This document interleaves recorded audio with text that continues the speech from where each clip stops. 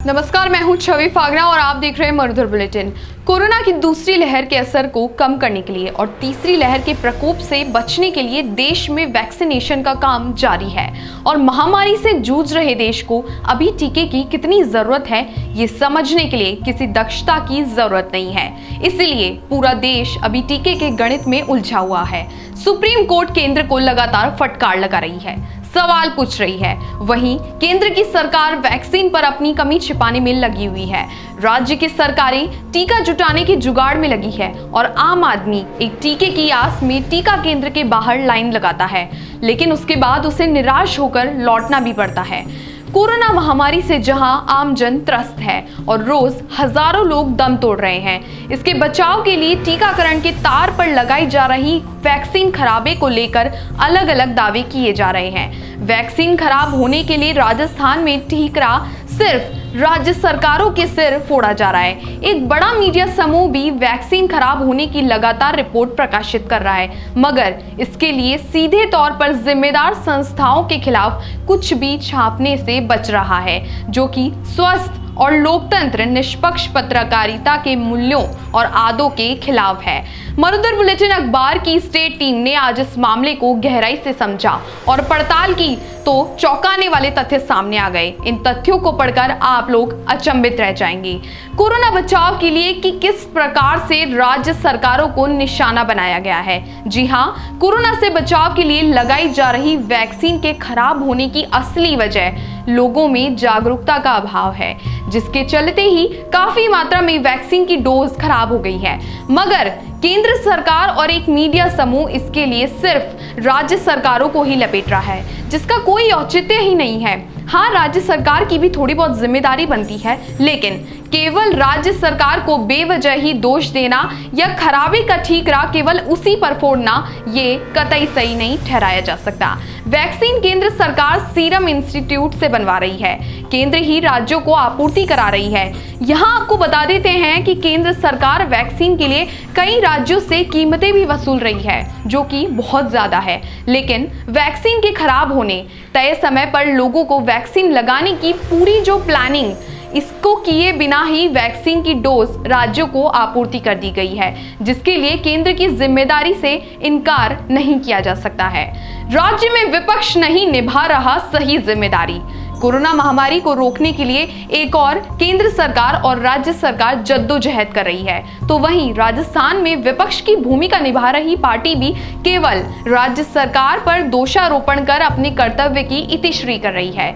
इस पार्टी के राजस्थान में सभी 25 सांसद हैं, जो कि इस वैश्विक महामारी के संकट काल में भी केंद्र सरकार और खुद की पार्टी पर दबाव नहीं बना सके और राजस्थान को पर्याप्त संख्या में वैक्सीन तक नहीं दिलवा सके हैं।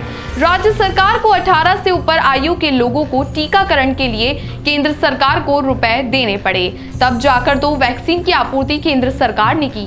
वहीं हर्षवर्धन ने भी एक अखबार की रिपोर्ट को सोशल मीडिया पर वायरल किया है, जो कि क्या साबित करना चाह रहा है ये आमजन समझ से परे है।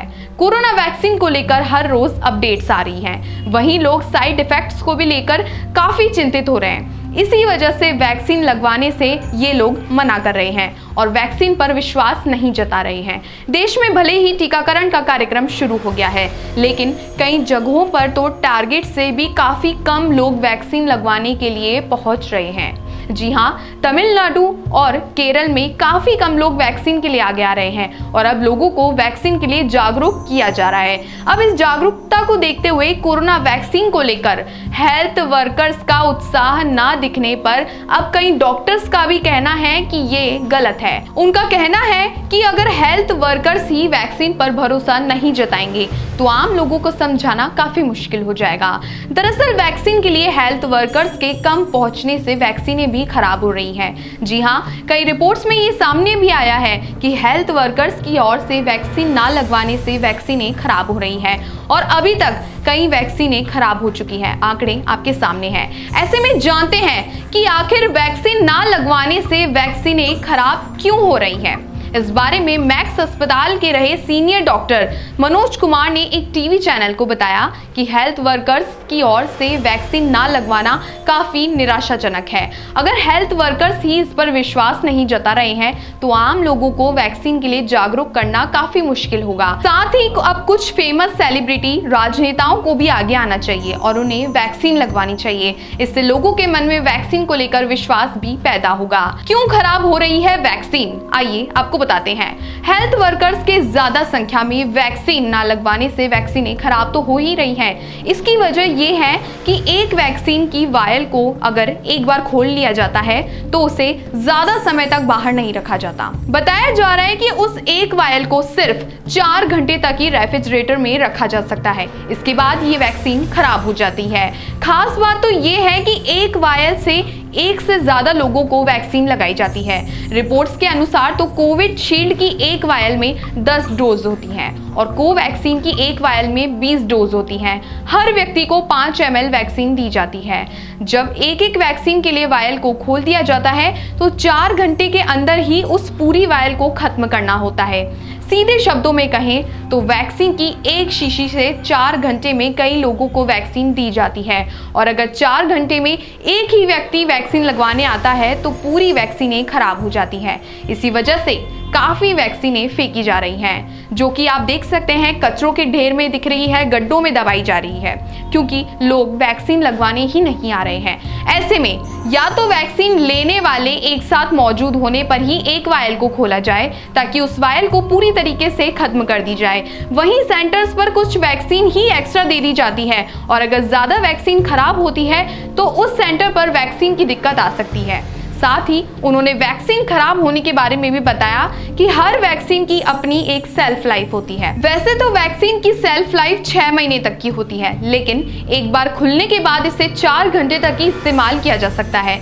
वैसे ऐसी स्थिति में वैक्सीन के खराब होने की संभावनाएं बढ़ जाती हैं, लेकिन ये ज्यादा चिंता का विषय नहीं है। वहीं तमिलनाडु, केरल, त्रिपुरा जैसे राज्यों में ही वैक्सीन कम लगवाई जा रही है, जहां इसका थोड़ा ध्यान रखने की जरूरत है। अब इसमें कहीं ना कहीं सीरम की लापरवाही।